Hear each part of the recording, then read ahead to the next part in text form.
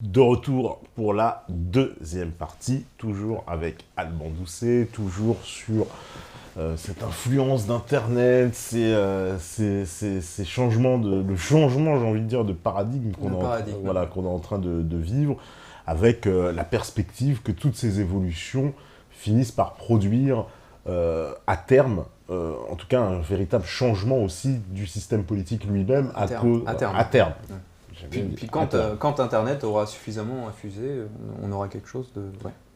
Et même si d'ici là, il n'y a pas le risque d'une plus grande censure sur Internet, parce que ça, c'est quelque chose qui, depuis quelques années, sévit fortement. La censure d'Internet, aujourd'hui, dans l'état d'urgence, le gouvernement peut, s'il veut, fermer un site en se passant de toute, on va dire, de toute décision judiciaire. Hein. C'est une simple décision administrative. C'est arrivé à certains d'entre nous, c'est arrivé, voilà, à ceux de Wanted Pedo, très récemment, ils ont eu des déboires comme ça, où on leur avait fait sauter le site pour des raisons très très arbitraires. Voilà. Alors c'est vrai, après j'aurais pu te dire comme tout à l'heure, plus ils font des trucs, plus ça va les empêcher, mais malgré tout, si on essaie d'être lucide, on voit bien que, alors on en parlait un peu pendant la pause, hein, que il y a eu une espèce de marque quand même de petit déclin au niveau des médias dissidents qui remonte, je crois pas, 6 mois, 6-8 mois. Ouais. Et alors il y a plusieurs explications à ça, mais d'une part, quand même, est-ce que ça vient entre guillemets de tensions internes à tous ces mouvements alternatifs qui peut-être il y a trop eu de bagarres internes, etc. Peut-être que ça peut venir de ça, mais ça peut venir aussi, effectivement, le fait que le gouvernement peut fermer, peut décider de fermer un site de manière totalement arbitraire. Type, pour moi, le plus gros site qui a peut-être été fermé et qui a, voilà, c'est Quenelle Plus, je crois. Il y en a sans doute eu d'autres. Alors, ouais, tu parlais de Wanted Pedo et d'autres, mais effectivement, ça, c'est des choses qui vont ralentir. Mais à terme, ils pourront pas. Enfin, je veux dire, quand tu essayes de brimer un truc, il y a l'effet stressant. Quand tu essayes de censurer quelque chose, ça réapparaît dans une vidéo ou ailleurs. Il y a un autre site qui se crée. Après, ça fait perdre du temps parce que le site que tu connaissais, dans lequel tu avais l'habitude d'aller, tu sais pas ce qui est devenu. Est-ce que les mecs vont vouloir le recréer ou alors ils jettent l'éponge, etc. C'est quelque chose qui fait perdre du temps, mais en définitive, parce que par exemple, il y a des stratégies qui se mettent en place pour pallier à ça, parce que moi, si j'ai fait le choix de ne pas avoir de site, c'est qu'entre guillemets, sur YouTube ou sur Facebook, effectivement, ils peuvent fermer ma page, mais c'est compliqué, puis il faut des arguments, et puis pour clôturer un compte YouTube, il faut y aller, et puis mes vidéos, je sais que si elles sont censurées là, elles seront recopiées sur d'autres comptes, d'ailleurs c'est déjà le cas, et peu importe, si tu veux, il y a on peut ce qui est assez formidable et quand même encourageant, c'est qu'ils ne peuvent pas totalement le brimer, ils peuvent juste le ralentir, ils peuvent beaucoup le ralentir, c'est vrai. Et c'est un peu décourageant. Et c'est pour ça que éradiquer complètement. Ils peuvent pas éradiquer le truc, parce que le truc, ils l'ont construit, si tu veux. Ça s'est jamais vu qu'un média, après avoir été diffusé auprès de 80% de la population, on leur dit non, finalement, non. On oublie, on va arrêter la télévision, si tu veux, on va arrêter la radio, on trouve ça pas bien. Non. Je crois que le média, c'est trop diffusé dans la société. Après, il n'est peut-être pas utilisé encore, malheureusement, il n'est pas du tout utilisé comme ses capacités le permettraient. Mais il est trop généralisé dans la société pour être retiré, et malgré tout, il faut qu'il tente de faire ses effets, et voilà. Et par contre, ce que peut faire le pouvoir en place, c'est effectivement ralentir ses effets le plus possible en supprimant tel ou tel site, mais à partir du moment où le dispositif est là, et c'est pour ça que ça peut prendre beaucoup de temps, et qu'on sera probablement pas assez près, on sera jamais assez près le jour où il y aura une révolte ou une révolution pour des raisons d'ordre économique, etc. On sera probablement pas assez près, c'est pour ça que c'est important d'utiliser l'outil tel qu'il est là, y compris en allant sur des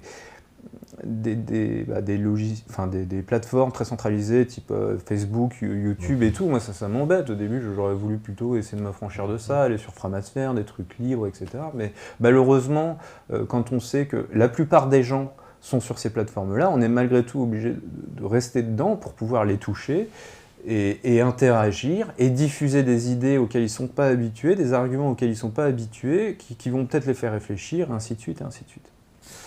Parce que là, il y a, alors, justement, dans cette, on va dire, cette chaîne-là de développement, je voulais parler d'un aspect de cette chose, on l'a un peu tout à l'heure évoqué, c'est aussi comment on se prémunit aussi sur Internet. Parce que est-ce qu'il n'y a pas un phénomène, des fois aussi, justement, dans cette parole libérée, parole sans limite, de tout de suite est-ce qu'il n'y a pas un réflexe aussi des gens de vouloir tout de suite trouver l'explication cachée qu'on voudrait nous cacher à chaque fois sur Internet. Il y a plus cette mentalité-là sur Internet. Je prends un exemple, voilà, les attentats, immédiatement, 2 heures après, tu avais déjà tout un tas de théories assez plus fumeuses les unes que les autres pour te dire c'est machin, c'est cela, c'est machin. Ouais, ouais, c'est effectivement des effets. C'est un travers, ça. C'est un des travers, mais au même titre que les médias Oui, ils ont ce travers-là. Ceci dit, ils l'ont eux aussi, mais eux, ils l'admettent moins. Mais ils ont aussi ce travers-là. Ouais, non, mais je veux dire, les médias, entre guillemets, pas très fiables aussi sur Internet, je voulais dire. Hein, ça, effectivement, c'est un travers d'Internet. Faut effectivement le combattre en sélectionnant, mais je veux dire, c'est. Les gens en ont conscience et ça fait partie de l'éducation de l'internaute, c'est-à-dire que l'internaute au début, c'est un rapport à l'information. C'est aussi ce que permet Internet, ça permet de réviser son rapport à l'information.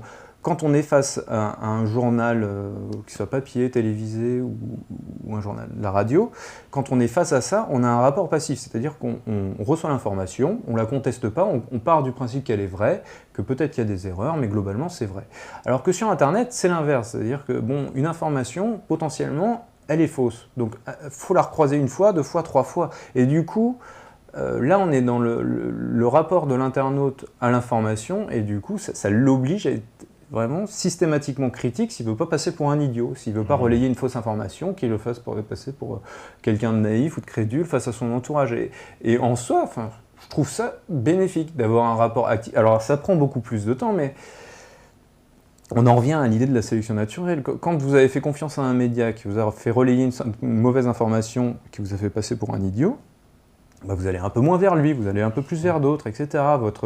Vous faites votre sélection et du coup vous accordez de plus en plus de crédibilité à des gens qui relayent de l'information vérifiée, entre guillemets pré-mâchée, mais pré-vérifiée.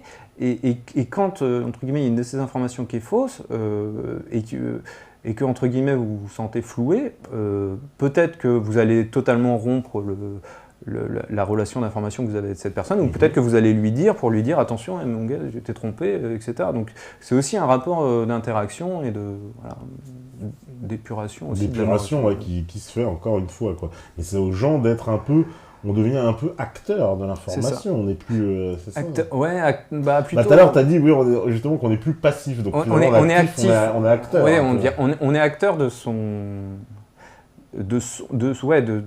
sa réinformation, disons. Parce que, est-ce qu'on est acteur de l'information ? Oui, on est acteur de l'information.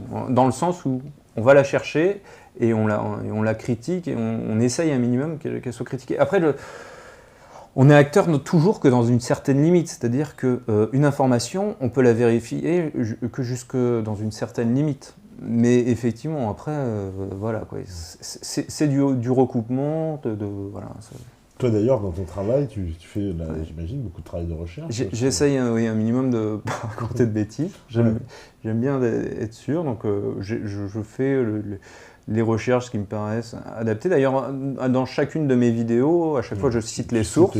J'essaye, ouais. Nous, on a des sourciers ici, on a que ça, alors c'est très bien.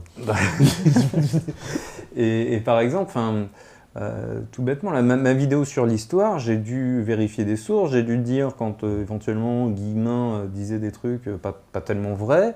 Quand j'ai cité des trucs d'Abosite, j'ai cité les passages qui me semblaient vrais. Il y a des 2-3 passages que je pensais mettre au début et finalement j'ai dit non parce que ça me paraît pas tout à fait assez fiable pour moi et du coup je l'aimais pas parce que je veux pas relayer une information dont je suis pas suffisamment sûr.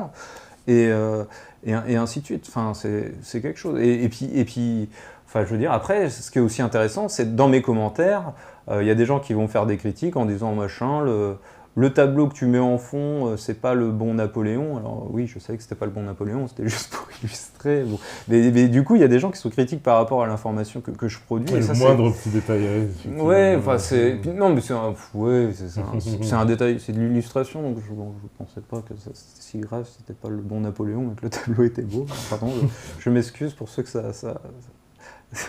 qui se sont sentis touchés par ça, mais du coup j'essaie de dire le moins de bêtises possible et aussi de concentrer le contenu au maximum dans les vidéos. Ouais, c'est ça le plus gros du travail, justement, donc la vérification et après la vérification, la synthèse, puis après le montage, malgré tout, accessoirement. Et c'est toi d'ailleurs qui travailles tout seul, vous êtes plusieurs Non, je suis tout seul. Tu es tout seul, ok. Pour les vidéos, oui. Je suis tout seul. Non, mais qu'on sache. Si vous êtes peut-être une équipe, non, je sais pas. Non, on n'est pas une équipe, enfin une équipe de 1. Ah d'accord. Alors, je vais prendre aussi, parce que j'ai vu qu'il y a pas mal de questions. Alors, tiens, je vais en prendre une, on me dit, Monsieur Doucet, utilise-t-il la photo du premier des terroristes comme avatar YouTube? En effet, Robespierre est connu pour avoir instauré le régime de la terreur. Est-ce ironique? Non, c'est pas ironique. Alors Robespierre n'a pas que instauré le régime de la terreur, et il ne l'a pas fait seul. Dire que c'est du terrorisme, il fait une blague, je connais, il est taquin. Ouais, il est taquin. Ouais. Parce que comme un régime de la terreur, terroriste, il a le droit. Réellement, la pensée de Robespierre, elle est intéressante. Alors je sais qu'il choque beaucoup de gens, disons, conservateurs, des gens qui ont un rapport à la monarchie qui est très intense, etc. Mais malgré tout, je crois que dans la Révolution française, il y a eu des acteurs qui étaient là parce qu'ils étaient intéressés et d'autres parce qu'ils étaient honnête. Et alors, par de nombreux aspects, Robespierre, effectivement, il avait peut-être des côtés fanatiques, etc. Mais c'était quelqu'un d'honnête, et au niveau politique, on sentait qu'il voulait essayer d'aller vers une plus grande équité des droits, une plus grande équité sociale, etc. Et ça se sent dans ses écrits, et ses écrits sont quand même bons. Et j'avais aussi envie de réhabiliter des visages qui ont été démoli par la propagande officielle. Parce que... clairement, Robespierre s'est assimilé à un dictateur, ouais. C'est un horrible boucher de la Révolution. D'ailleurs, tout le côté de couper les têtes, on lui met tout sur le dos. C'est très pratique, on dit « Ah oui, mais c'est vrai, la Révolution a coupé des têtes. » Ah, mais c'était Robespierre. Alors que c'est pourtant Danton qui dit « Moi, je veux plus de têtes, machin. » Donc, Robespierre, pour moi, c'est un acteur qui a été diffamé, qui a des écrits qui sont vraiment bons. Et, alors, je crois que c'est Philippe qui a écrit un livre sur Robespierre et qui réhabilite un peu le personnage parce qu'il mérite de l'être. C'est un Robespierriste, on pourrait et dire. Donc, je trouvais ça important de réhabiliter un personnage qui a été sali. Voilà. D'accord. Bon voilà la réponse, mon cher. Alors, on me dit « Alban, j'ai cru comprendre que tu étais un démocrate convaincu. » Or, comme l'expliquent les psychologues Tchoni et Della Luna dans leur livre « Neuro-esclave », le développement de l'opinion d'une personne est énormément soumis à la manipulation extérieure. Un bon exemple pourrait être le surmoi social d'Abosi. Ainsi, comme il l'explique, un système réellement démocratique semble illusoire. Comment imagines-tu un système réellement démocratique ? Et attends, il y a une deuxième question en option. Penses-tu, comme Simone Veil, qu'il faille contrôler les médias ? Bon, alors, là on va faire une petite parenthèse philosophique. Que ce soit un système, disons, oligarchique, monarchique ou démocratique, c'est toujours des hommes qui sont au pouvoir. C'est-à-dire que ce soit le peuple dans son entier ou 2-3 personnes ou une seule, c'est des hommes. Et pour moi, les humains sont déterminés à agir, et effectivement ils peuvent être manipulés par des idéologies. Mais je veux dire, les rois, comme les aristocrates, tout le monde peut être manipulé par des idéologies et c'est pas spécifique au peuple. Donc pour moi, l'argument, je le trouve pas tout à fait pertinent pour discréditer la démocratie. Après, oui, effectivement, on peut l'être, mais si entre guillemets, on repense un système politique, l'idéal, ce serait aussi de repenser la structure des médias, la monnaie, de repenser énormément de choses avec le système lui-même. Et Schwartz dit des choses assez intéressantes, c'est-à-dire la séparation des pouvoirs exécutifs, législatifs et judiciaires, ça a été fait, c'est Montesquieu je crois, et du coup il y a des pouvoirs qui sont considérables, qui mériteraient d'être séparés au même titre. Donc les médias c'en est un, et les banques aussi c'en est un. Il y a énormément de choses qu'il faudrait effectivement repenser avec notre système politique. Parce que c'est très structurant pour la société, et les médias en font clairement partie, et le fait de dire que les financements doivent être ceci, doivent être cela, pour être sûr qu'il n'y ait pas... Il y a des règles en fait concernant les médias, puisque c'est vrai qu'à l'époque de Montesquieu, les médias ne font pas partie de ces quatre pouvoirs qu'il définit, mais que dans notre époque, on pourrait parfaitement définir un pouvoir médiatique. Un pouvoir médiatique, ou entre guillemets, une structure médiatique. Pour moi, peut-être un côté anarchiste, mais je préfère pas parler de pouvoir pour les médias. Les médias doivent être définis dans la Constitution. La Constitution doit définir leur fonctionnement pour que ce soit un fonctionnement qui soit sain, mais qui soit jamais sous l'égide d'un pouvoir. Les médias doivent être... l'expression des informations qui s'échangent, voilà. Justement, en plus, alors, pour comprendre, évidemment, je vais reprendre l'image quand même du pouvoir médiatique, comparé évidemment au pouvoir judiciaire, pouvoir législatif, exécutif, etc.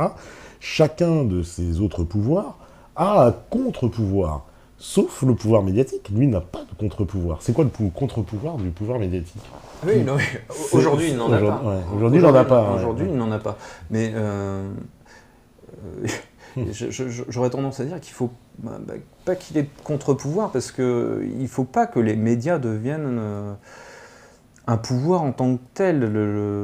Les médias ont juste vocation à être les interactions entre les individus. Donc, dans la définition du système politique, ce à quoi il faudrait veiller, c'est que ces médias soient le moins viciés possible. Parce que ce qui nous dérange aujourd'hui, c'est que les médias sont sous domination de machins, de trucs, et que du coup, ils faussent l'information, ou ils sont sous la domination d'une idéologie. Là, la dernière vidéo d'Usul, elle est assez intéressante, parce qu'il n'insiste pas tant sur l'aspect qu'ils sont possédés par certaines personnes. Il insiste aussi sur le fait que toute cette caste journalistique, elle est soumise à une idéologie, ils sont soumis à certaines obligations professionnelles, etc., etc.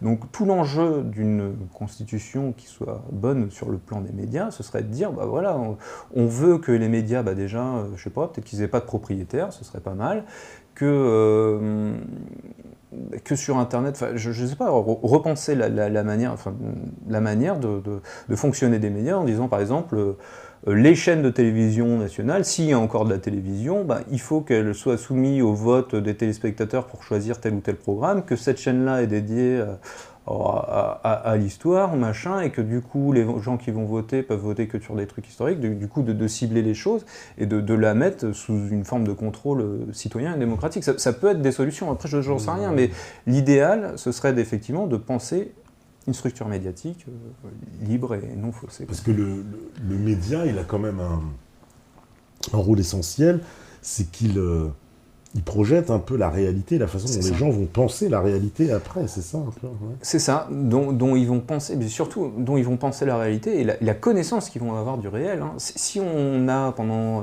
des milliers d'années des structures médiatiques très, très, très centralisées qui produisent des structures politiques centralisées, ça va... c'est aussi lié aux médias et au fait que les gens qui avaient accès à ces médias-là avaient aussi accès à la connaissance. Donc quand vous avez accès à toute la connaissance d'un tas de bouquins que les autres n'ont pas, forcément ça vous donne une capacité d'exercer votre pouvoir et d'en obtenir toujours plus, qui est considérable. Donc c'est ça aussi qui est en jeu, quoi. C'est ce rapport à l'information, à la connaissance, qui est le premier pouvoir et le pouvoir qui est structurant. Et d'ailleurs, sur cette scène internationale, est-ce qu'on n'est pas quand même vraiment mal loti en France? Parce que j'ai le sentiment, en allant voir, pas très très très loin ailleurs, mais de voir plus, en tout cas, de pluralité d'opinions, ne serait-ce que du côté allemand ou du côté anglais.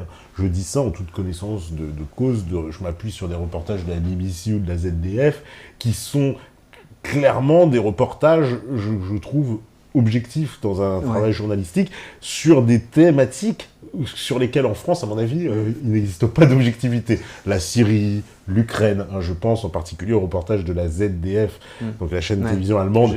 Voilà, c'est quand même impressionnant sur l'analyse qu'ils font de l'Ukraine. En tout cas, moi en France, je n'ai jamais vu, ne serait-ce que le début d'un discours ou d'une information qui approche cette objectivité-là.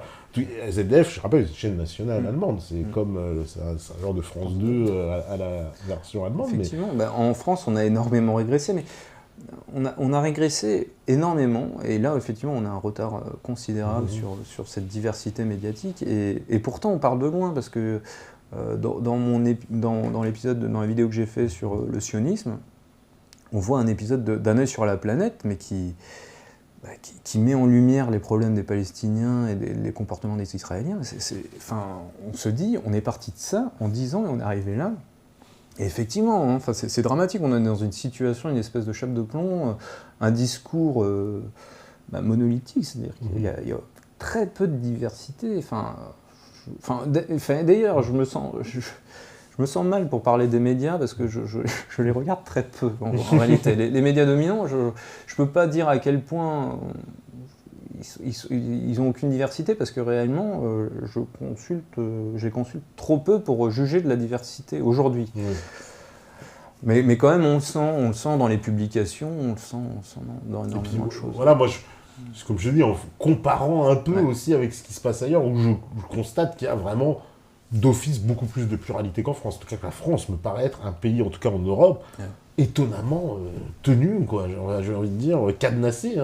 D'où ce truc d'Internet, que c'est l'échappatoire, il n'y a plus que ça, mais c'est très cadenassé, quoi, parce que sur toutes les thématiques, on n'a toujours qu'une seule vision des choses. Il y a rarement, en tout cas... Ah non, ou plus exactement, c'est la vision encadrée. La vision encadrée, ouais. C'est ça.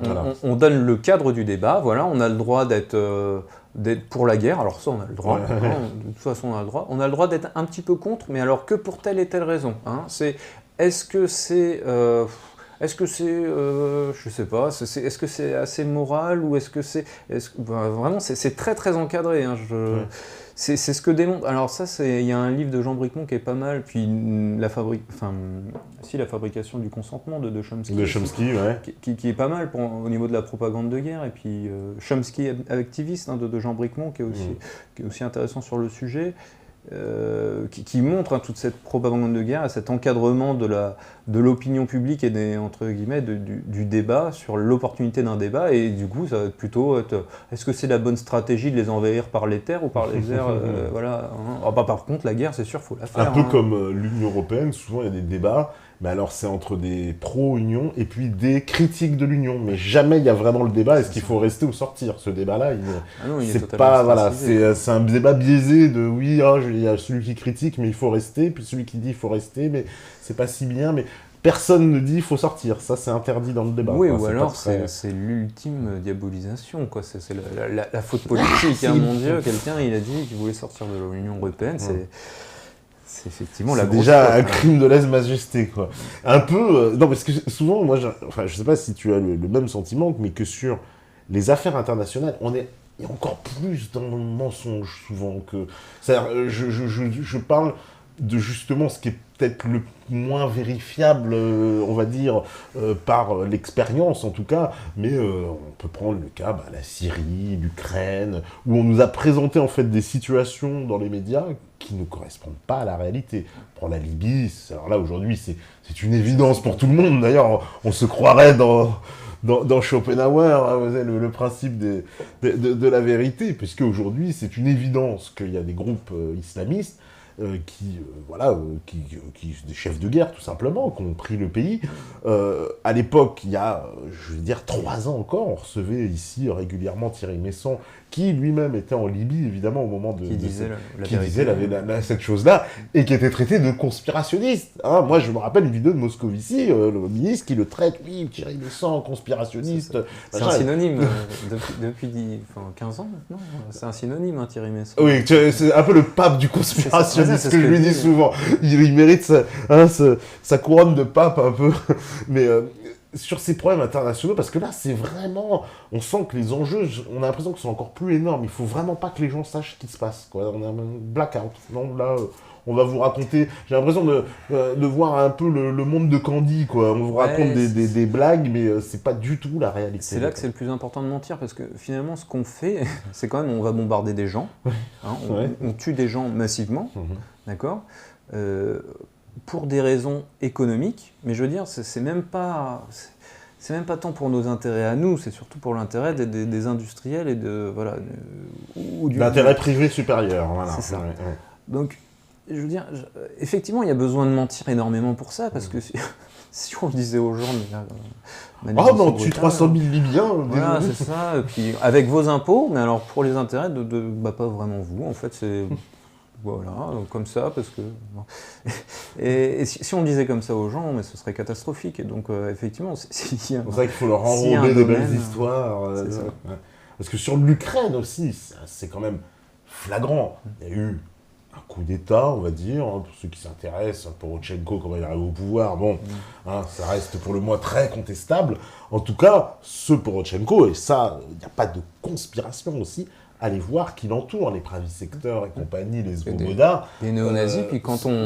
Et des vrais, pour le coup. Là, c'est pas les faux nazis du Front National hein, qui ont fait une photo en faisant des saluts romains. Là, on parle de gens qui ont les tenues, qui ont tout, l'idéologie qui va avec. Ils font même, paraît-il, des chasses aux juifs dans Kiev et dans certaines autres villes.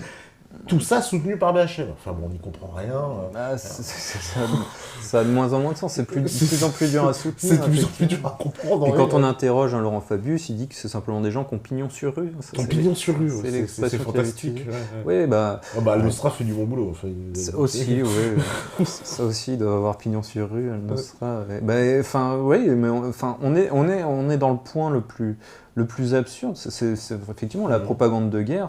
Là, on touche au point culminant des mensonges médiatiques. Et est-ce que ça, justement, parce que, tu vois, pour évoluer dans tout ce qu'on s'est dit, justement, est-ce que le principe, justement, de ces propagandes de guerre qui a été débunké, alors comme, bien sûr, pas par la majorité, mais quand même par une forte minorité, j'ai envie de dire. Ouais, est-ce que ça n'a pas joué un rôle déclencheur? Parce que là, le mensonge, il est plus que flagrant. Là, celui qui... il est flagrant, puis il est débunké aussi de manière assez large. C'est-à-dire que, entre guillemets, des gens, je vais voir des étiquettes, mais entre guillemets, de la dissidence de gauche, vous prenez un Michel Collomb. Lui, au niveau du débunkage de guerre, il est quand même au taquet. Et puis, il va y en avoir d'autres qui le font plus à droite. Enfin... Bref, c'est un panel très large qui va faire ça. Et effectivement, ça va faire une pression. Mais comparé à ce que tu disais tout à l'heure, autant Black M il a été repris par le Front National, autant le Front National ne va jamais reprendre une analyse de propagande de guerre pour emmerder le PS. Enfin, moi, voilà, tu vois, les limites, entre guillemets, d'Internet et, entre guillemets, le plafond de verre médiatique, bizarrement, c'est entre guillemets la complicité de tous les partis officiels. Enfin, je veux dire, voilà, c'est ce qu'ils acceptent de prendre, c'est juste des broutilles par rapport à toute l'information qu'ils pourraient utiliser, qui est solide, qui est vérifiable, qui est consistante, qui pourrait, entre guillemets, remettre dans les dents. Bon, bah non, ils prennent Black M, ils prennent, je sais pas quoi, des broutilles. Donc, voilà, c'est aussi une des limites d'Internet. Voilà, faut que ça refuse. Black M, c'était hautement symbolique. Oui. C'est pour ça. Alors, on me dit, que sait-on de la progression des vues des chaînes YouTube des principaux protagonistes de la dissidence, entre guillemets? En est-on en progression constante, en stagnation? Si stagnation, ne faut-il pas analyser les raisons et élaborer une nouvelle stratégie de conquête des esprits? Très intéressant, synchronicité, puisqu'on en parlait tout à l'heure aussi, et qu'on parlait de cette baisse, justement. Ouais, une petite baisse, ouais. C'est intéressant quand même, de toute façon, c'est important de regarder les choses telles qu'elles sont. Alors moi, j'ai donné tout à l'heure, de toute façon, deux débuts d'explication. Pour l'instant, j'en vois pas d'autres, à part les dissensions internes, entre guillemets, et effectivement le combat affiché et effectif de supprimer certains sites. Je pense que les deux dynamiques doivent s'additionner pour comprendre pourquoi il y a une régression. Est-ce que, alors, la question c'est que sait-on, voilà, et les protagonistes de la dissidence Dissidence, voilà. Elles sont en progression. Et quelles sont les raisons un peu de cette... Il demande si on est en progression ou en stagnation, Ouais. justement, nous, on dit qu'on est plutôt en Après, moi, stagnation. pour ma chaîne YouTube, c'est en petite augmentation parce que je suis pas du tout connu. Être connu, il y a des sacrés désavantages. Hein. Ah bah oui, je vais avoir des bandes d'antifa qui vont te poursuivre Dans la bientôt. rue, ouais, je suis pas trop pressé, mais ce qui, voilà, ce qui est important, c'est que... alors non, la stratégie, c'est ça la fin de la question. Au niveau de la stratégie... Nouvelle stratégie de conquête des esprits. Ouais. Alors moi, je préfère pas parler de stratégie, mais au moins de méthode, parce que je m'efforce d'agir individuellement et éventuellement donner des pistes pour que les gens puissent agir individuellement. Et donc la série de vidéos que je voudrais faire, là, les Que faire, ça va être comment soi-même déjà, toutes les zones d'attention à avoir pour se désintoxiquer de l'idéologie dominante qui est... on s'en rend pas compte, mais ça nous rend individualistes, etc. Ça ne nous a jamais appris à réfléchir sur ce que pouvait être le bien commun, etc. Donc une espèce de désintoxication de l'idéologie dominante qu'il faut faire vis-à-vis de soi-même, parce que même quand on a compris certaines choses, même quand on a compris certaines choses, je veux dire, l'idéologie dominante, c'est pas quelque chose qu'on peut dire, bah non, j'arrête, c'est profondément ancré en soi, et donc il y a énormément de prise de conscience et de prise de recul à avoir par rapport à ça, et ça demande un travail personnel et de remise en question, qui me paraît important. Donc ça, c'est le premier aspect que je traiterai, et il y a aussi l'aspect, entre guillemets, disons, comment faire évoluer un esprit quand on a quelqu'un en face de soi, comment comprendre la personne qu'on a en face de soi, comment dialoguer avec elle, la faire interagir avec des questions, comprendre avec quelle grille morale il lit la réalité, parce que ça, entre guillemets, quelqu'un de droite ou de gauche, c'est un peu bête, mais il ne va pas avoir les mêmes réactions, les mêmes exigences, les mêmes considérations de ce qui est bien, de ce qui est mal, la même sensibilité à des mots, genre le racisme ou la tolérance, ils ne vont pas du tout avoir les mêmes réactions, et pourtant c'est des mots qui doivent être remis en question, développés pour avoir certaines prises de recul. Donc moi, j'aurais plutôt une stratégie individuelle, parce que en plus, Internet, c'est notre outil, c'est ce qui nous permet de faire avancer les choses. Et c'est pas... effectivement, se constituer en groupe unifié et structuré, c'est quelque chose qui peut effectivement nous renforcer si on part à la conquête des urnes, et okay. Mais si on est dans une optique de viralisation, c'est-à-dire de convaincre les autres pour que entre guillemets, les mouvements dissidents alternatifs se renforcent, là, malheureusement, c'est une démarche qui est un peu plus individuelle, qu'il faut faire avec son entourage, parce qu'entre guillemets, les gens de la dissidence, etc., vous pouvez discuter avec eux. En réalité, ça fait peut-être un petit peu avancer les choses, mais ce qui est vraiment important, c'est aussi de convaincre et de discuter avec les gens qui sont très loin de ça. Et voilà, c'est aussi des gens qu'il faut aller conquérir, hein, si on parle de stratégie. Les gens qui ont déjà pris globalement conscience de tout, parler avec eux, pour moi, c'est une certaine perte de temps, parce que savoir si c'est la CIA qui a voulu envahir la Libye, ou d'abord la Libye qui a voulu se libérer, c'est aussi des détails, quoi. Le plus important, c'est quand même, d'un point de vue stratégique, pour moi... Ça, c'est un bac conspi plus 8, quoi. Voilà, c'est ça. À un moment donné, le plus important, c'est aussi d'éveiller des consciences qui sont très loin de ça. S'affronter sur des détails, creuser trop des choses en détail, après, est-ce que c'est une perte de temps, à quel point, je ne sais pas, mais bon, voilà. Je crois que c'est important d'aller vers les autres et d'éveiller un maximum de consciences qui sont assez loin de ça. Alors, on me dit aussi, que pense l'invité des confusionnistes, je ne sais pas ce que c'est moi-même des confusionnistes, mais bon, qui prennent Internet comme une tribune? Comment redonner un esprit critique aux internautes?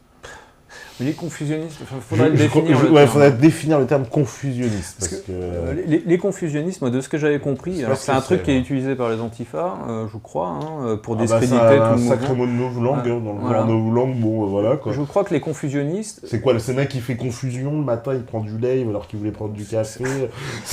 Alors peut-être... C'est un confusionniste, il est confus tout le temps. C'est le mec pendant le ramadan, il mange une tranche de jambon, ah là là, oula, bon, je rigole, nos amis. De ce que j'avais compris des confusionnistes, pour moi, c'est ceux qui font la confusion entre l'extrême gauche et l'extrême droite. Moi, il me semble que j'avais compris ça comme ça. Ah, d'accord, ok. Donc, ce serait ça un confusionniste, d'accord. Voilà. Une espèce de rouge-brun, j'ai entendu. C'est ça. Un confusionniste, pour moi, dans la lecture du système, c'est un rouge-brun. C'est quelqu'un qui accepte de comprendre les revendications de l'extrême droite, qui vont être d'ordre identitaire, conservatrice, etc. Et qui vont accepter de les écouter aussi, enfin, de les comprendre, les écouter, sans forcément aller dans leur sens. Voilà, mais qui est sur un logiciel, on va dire, de gauche, plus ou moins, c'est ça sans parler de logiciel, mais disons qui accepte d'écouter les revendications des deux côtés, de les prendre en considération, et de dire, bon, voilà, là, il y a du bien, là, il y a du mal, ici, il y a du bien, mais il y a du mal aussi. Bon, on essaie de prendre un peu des deux côtés, et on fait la confusion entre l'extrême gauche et l'extrême droite. Parce que moi, rouge-brun, je vais te dire comment j'avais interprété le mot. Pour moi, c'était les gens qui étaient tellement de gauche, par essence, par idéologie, par ce qu'ils ont fait, leur parcours, leur machin, c'est-à-dire qu'on pouvait... Voilà, ils sont rouges, on sait que c'est des gens de gauche, mais justement, ils écoutent les gens de droite, et ils écoutent les machins, et donc du coup, comme on peut pas leur retirer leur gauchicité, je fais un néologisme, on peut pas leur retirer leur gauchicité, alors on leur laisse, mais on y ajoute brun, quoi, pour dire, en fait, ce sont des gens de gauche et à la fois des gens d'extrême droite. C'est un peu oxymorique d'ailleurs, en plus, parce que bon, je sais pas comment on fait pour être à l'extrême droite et à l'extrême gauche en même temps. Même si on dit que ça se rejoint. Je sais pas, j'imagine que ça doit être... tu sais, dans national-socialiste, il y a socialiste, il y a gauche, et national... Ça plaît à tous les droitards, parce qu'ils disent, Hitler, il était de gauche. Ça, ils aiment pas, quand tu leur dis, mais pourtant, c'est bien national-socialiste, ça s'invente pas. Donc, je veux dire, dans cette idée de rouge-brun ou de confusionniste, c'est comme ça, c'est très facile, une fois que tu as un confusionniste, le raccourci, c'est quand même un petit peu un nazi, parce que si Hitler, c'était pas un confusionniste et un rouge-brun, parce qu'il était un peu de gauche et un peu de droite, quand même, excuse-moi, quoi. Donc, si tu veux, pour moi, c'est la première marche. Donc, voilà ce que je pense du confusionnisme. C'est un beau concept d'antifa et de novlangue. On est bien d'accord. Alors, on me dit, Monsieur Doucet, que pensez-vous de la quadrature... En plus, j'adore parce qu'il t'appelle Monsieur Doucet. D'habitude, c'est que pense l'invité. Mais bon, j'aurais dit que c'était très poli comme formule. Finalement, nous, 3 ans, on a compris, il fallait mettre bonjour Monsieur Doucet, bravo. Alors, bonjour Monsieur Doucet, que pensez-vous de la quadrature du net et surtout du financement de celle-ci par l'Open Society Foundation de George Soros, évidemment. C'est pas... Alors, information, parce que moi, ce sont des informations qu'on m'a envoyées. J'ai été vérifié, c'est exact. C'est même Jeremy Zimmerman qui le déclare dans ses conférences. Donc, pour être clair, parce que moi aussi, quand on m'avait balancé cette info, je dis ah bon, et finalement, tout paraît effectivement très clair. Pour lui, ça paraît le plus normal du monde. Soros finance énormément de choses, d'accord. Je suis pas sûr que... T'es pas financé par Soros. Je suis pas financé tu fais du scoop. Non, je suis pas financé par Soros. Je veux dire, ouais, effectivement. Moi, j'ai tendance à penser que faut prendre ce qu'il y a de bien chez les personnes ou chez les mouvements où on constate qu'il y a des choses bien, et puis le mal, faut le laisser de côté. D'accord ? Donc effectivement, peut-être que le financement de la quadrature du net, peut-être que c'est George Soros, peut-être que George Soros est la pire des personnes, effectivement. Mais moi, je regarde leur combat, et leur combat, objectivement, c'est la neutralité du net. Ils se battent aussi beaucoup contre TAFTA, contre TTIP, contre des traités de libre-échange et qui visent aussi à maîtriser. On les avait beaucoup entendus, etc. Donc moi, leur combat, je le trouve sain et je l'encourage, et que si c'est financé par Soros, j'en suis désolé, mais tant pis. Moi, ce qui m'intéresse, c'est le combat qu'ils ont, et le combat qu'ils ont me semble noble. Voilà. Donc je peux que les encourager à continuer. Si vous voulez faire des dons, allez-y. Enfin, je veux dire, toutes les initiatives aussi de Benjamin Bayard. Hein. Il a beau ne pas être là et ne pas aimer MetaTV parce que vous êtes d'abominables. Voilà. On ne lui a pas montré l'article de la Horde. Vous êtes bien méchants. Mais malgré tout, les initiatives de entre guillemets, de ces geeks anarchistes idéalistes, elles sont quand même louables. Elles sont louables. Et je peux que encourager à les soutenir, et y compris, je veux dire, peut-être que vous préférez donner à je sais pas qui, mais moi, si un jour je donne de l'argent, ce sera peut-être aussi à ces associations qui luttent contre le système d'une certaine manière en essayant d'opposer, parce que ce que fait aussi Benjamin Bayard, alors je sais plus avec quelle association il fait ça,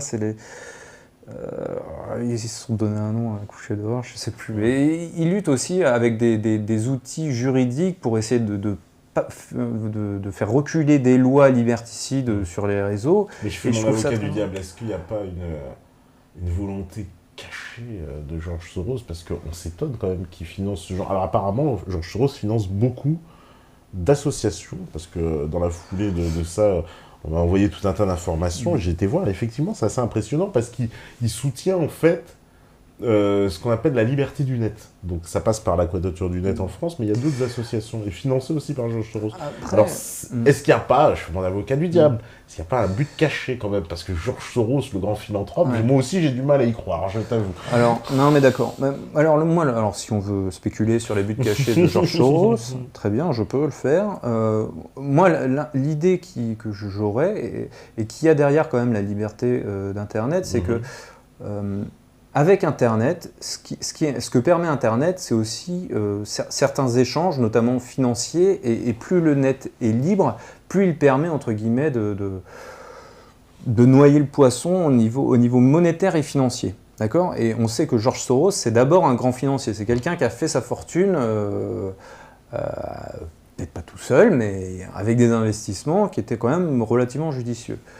Et je pense que lui, il a surtout pas intérêt à ce que Internet s'arrête et soit muselé, parce que contrôlé, demain, c'est pas le seul. Je veux dire, tous les lobbies financiers, si Internet continue d'exister aussi bien, alors que tous les États ont intérêt à le museler, c'est parce que la finance, bizarrement, existe. Je veux dire, notre pire ennemi, bizarrement, c'est la finance, mais c'est aussi ce qui permet bizarrement d'entretenir Internet, parce que je veux dire, si demain il n'y a plus de finances, c'est bizarre, c'est un peu paradoxal, mais si demain il n'y a plus de finances, les États n'ont plus vraiment aucun intérêt à Internet, et ils le ferment aussi, quoi. En tout cas, il y a un Internet local, quoi, redevenir un peu chacun chez soi. Alors, on me dit, bonsoir Alban Doucet, Laurent Louis est en train de propager une arnaque à l'échelle internationale avec son OneCoin. Je suis moi-même victime. Beaucoup de gens vont y laisser une chemise et finir très malheureux. Je dispose de tous les éléments pour démontrer ce que j'avance. Alors non, j'ai pas d'éléments, mais effectivement, de toute façon, les OneCoin, alors... Je connais pas le principe, moi non plus. C'est un genre de Bitcoin, je crois que j'avais entendu. C'est-à-dire quoi, t'achètes une monnaie virtuelle et après tu dois repayer avec d'autres choses. Alors moi, justement, mon prochain épisode, le 10, alors le 9, du coup vous l'avez pas encore vu, mais celui que je vais faire dans 2 mois sera consacré à la monnaie. Ce que j'aurais tendance à dire sur les bitcoins, les OneCoin, c'est que globalement, c'est des montages spéculatifs, et faut pas y aller si vous voulez investir un tant soit peu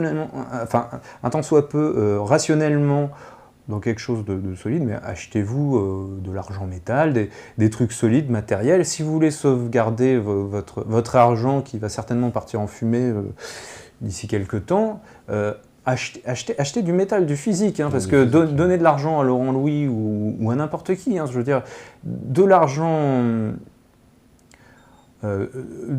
entre guillemets monétaire, ces monnaies virtuelles, déjà c'est hautement spéculatif parce que leur cours varie énormément, il n'y a qu'à voir le Bitcoin, les allers-retours qu'il a fait.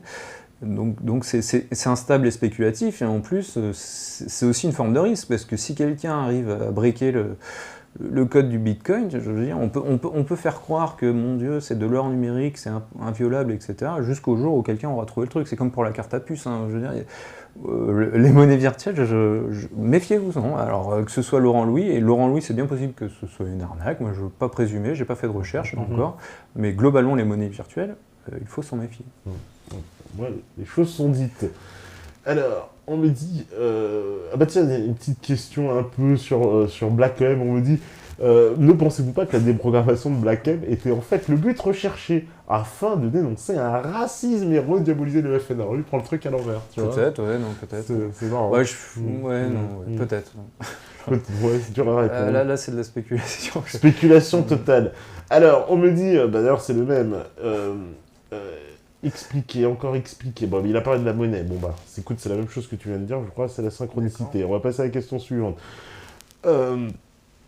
Qu'est-ce qu'on me dit? Bonsoir, monsieur Doucet. En rapport avec l'article publié la semaine dernière, la censure de l'araignée, peut-on vraiment croire que nos dirigeants n'ont pu anticiper l'essor des médias alternatifs et le développement de pensées à contre-courant? Est-ce que l'élite française ne laisse pas se développer les dissidences pour mieux les cerner ou les contrôler? Je pense aussi à la Chine qui contrôle la quasi-totalité de l'Internet. Pour s'exprimer librement, les Chinois doivent utiliser le Darknet. Je sais pas, c'est un peu contradictoire, parce que c'est contradictoire avec ce que fait objectivement le gouvernement, c'est-à-dire qu'ils ont quand même mis en place un mécanisme qui permet de censurer les sites qui leur plaît pas, donc dire qu'ils les laissent se développer peut-être, mais ils sélectionnent, si tu veux, ils taillent le truc, quoi.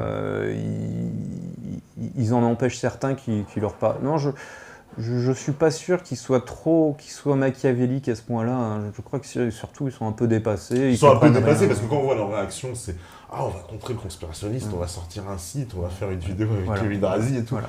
Et tout Internet rigole parce que quand je disais Bac plus 8, mais là c'est ils sont prépa première année qu'on spile. Tout le monde rigole avec des petits logos Illuminati sur le site. En fait, bon, c'est presque comique, quoi. C'est pour quelqu'un qui s'intéresse au sujet ou quoi.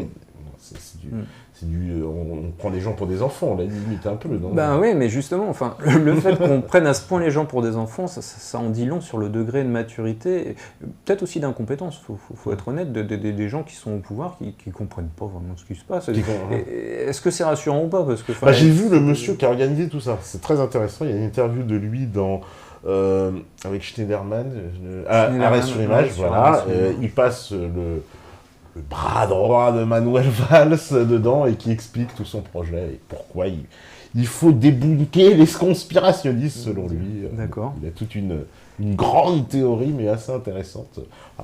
Faudrait que je le vois leurs arguments, quoi. Et en tout cas, on va faire la deuxième pause et puis la régie elle est prête, j'imagine. Voilà, super. Et puis on revient juste après, toujours sur Méta TV. À vous la régie.